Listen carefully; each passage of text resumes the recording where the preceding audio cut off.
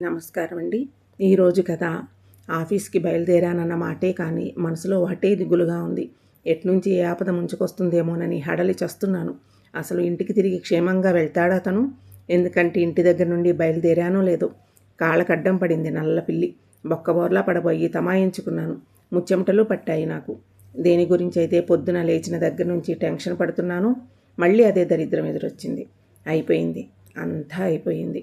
ఈ రోజేదో మూడింది నాకు. లేకపోతే ఈ దరిద్ర శకునమేంటి నాకు? ఒళ్ళంతా చెమట్లు పెట్టాయి. భయంగా చికాకుగా ఉంది. మరొక రోజైతే ఆఫీస్కి ఎగనామం పెట్టి ఇంట్లో కృష్ణారామ అనుకుంటూ ఎటూ కదలకుండా కూర్చునేవాణ్ణి ఇలాంటి శకునాలు ఎదురైతే. కానీ ఈరోజు ఆఫీస్లో యాన్యువల్ ఇన్స్పెక్షన్ అయ్యే మరీ హెచ్చరించాడు మా బాస్ తొందరగా రమ్మని. ఇలాంటి సమయంలో సెలవు పెడితే ఇంకేమైనా ఉందా? మామూలు సమయాల్లోనే నేనేం చేసినా మా బాస్ గాడికి నచ్చి చావదు. ఊరుకూరుకునే ఇల్లెగిరేటట్టు రంకెలేస్తాడు. వాడి వల్లే నాకు రావాల్సిన ప్రమోషన్ కూడా ఆలస్యం అవుతుందేమోనని నాకు అనుమానం కూడా. అలాంటిది ఇలాంటి సమయంలో సెలవు పెడితే ఇంకేమైనా ఉందా? ప్రమోషన్ సంగతి దేవుడెరుగు. ఉన్న ఈ ఉద్యోగానికి రెక్కలొచ్చినట్లే. అందుకని ఆఫీస్కి బయలుదేరక తప్పలేదు. అస్సలు ఇదంతా మా ఎదురింట్లో ఉన్న రామారావు గాడి వల్లే వచ్చింది. ఎవడైనా సరదా అనిపిస్తే కుక్కను పెంచుకుంటాడు, లేక చిలకనో ఎలకనో పెంచుకుంటాడు. కానీ వీడేమిటి పిల్లిని పెంచుకుంటున్నాడు? దరిద్రగొట్టు వెధవ.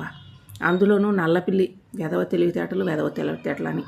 దాన్ని చూస్తుంటేనే ఒళ్ళు గగ్గురు పడుస్తుంది. దాని కళ్ళు చూస్తేనే ఒంట్లో వణుకు ప్రారంభమవుతుంది. పిల్లి పిశాచానికి మారురూపు అంటారు. వాడు పిల్లిని పెంచడం నాకు సుతారమూ ఇష్టం లేదు. ఎందుకంటే పొద్దున లేస్తూనే ఎక్కడ దాని మొహం చూడవలసి వస్తుందని భయం నాకు. పిల్లి అంటేనే అరిష్టం.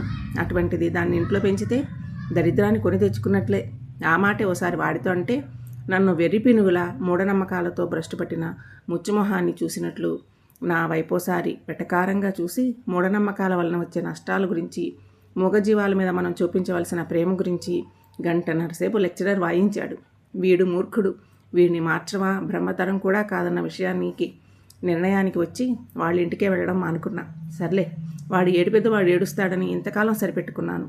కానీ వాళ్ళ ఉదయం జరిగిన సంఘటనతో వాడి మీదున్న కోపం అరికాలి మంట నెత్తికెక్కినట్టు అయ్యింది.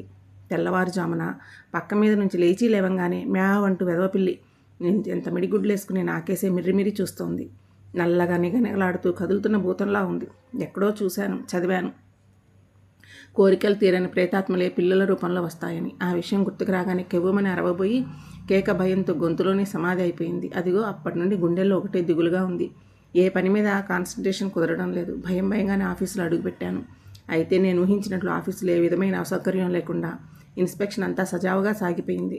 అంతేకాక ఎప్పుడూ లేని మా బాస్ ఆశ్చర్యంగా నా పనిని మెచ్చుకుని నన్ను కౌగులించుకున్నంత పనిచేసి ఇన్స్పెక్షన్ సజావుగా జరగడానికి కారణం నీ పనితనమేను సుబ్రావ్.